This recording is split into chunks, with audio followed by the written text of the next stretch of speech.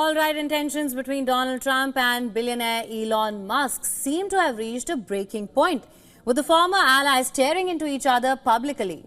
This flameout peaked as Musk dropped what he called the real bombshell.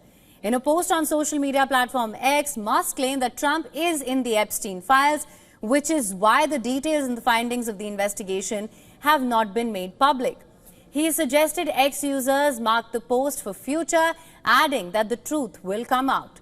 This bromance imploded on Thursday after Trump was asked during a White House meeting with German Chancellor Friedrich Merz about Musk's criticism of his spending bill. Now, Trump had largely remained silent on the issue, but he hit back in the Oval Office address, saying he was very disappointed in Musk. But I'm very disappointed because Elon knew the inner workings of this bill better than almost anybody sitting here, better than you people. He knew everything about it. He had no problem with it. All of a sudden he had a problem, and he only developed the problem when he found out that we're going to have to cut the EV mandate, because that's billions and billions of dollars, and it really is unfair. The Tesla and SpaceX boss replied with a series of rapid-fire posts. Musk branded Trump's claims false before doubling down on the sensitive issue of Trump's elections win. He called out the ingratitude, saying without him, Trump would have lost the elections, Democrats would control the House, and the Republicans would be 51 to 49 in the Senate. He went on to post a poll whether he should form a new political party, one that actually represents the 80% middle. In 6 hours, it got over 3 million votes with 81% in favor.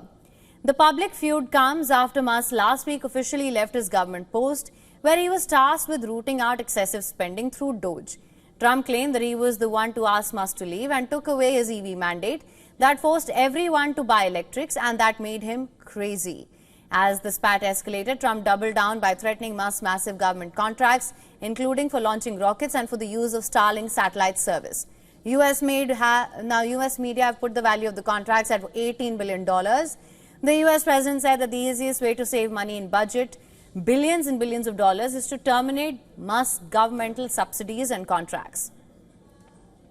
Musk was quick to reply. He urged Trump to go ahead with the plan, and hours later he announced that SpaceX would begin decommissioning the spacecraft used to carry astronauts and cargo to the International Space Station for NASA.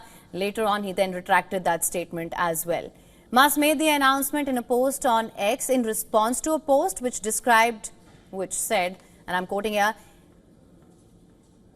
"Stop this back and forth," and it called for both Trump and Musk to cool off and take a step back for a couple of days. This is what his response was to that, and he said, "Okay, we will not decommission the Dragon." We're watching the relationship between the world's most powerful man and its wealthiest man devolve from a close alliance of convenience and policy agreement to really a petty schoolyard fight playing out on social media before the world's eyes.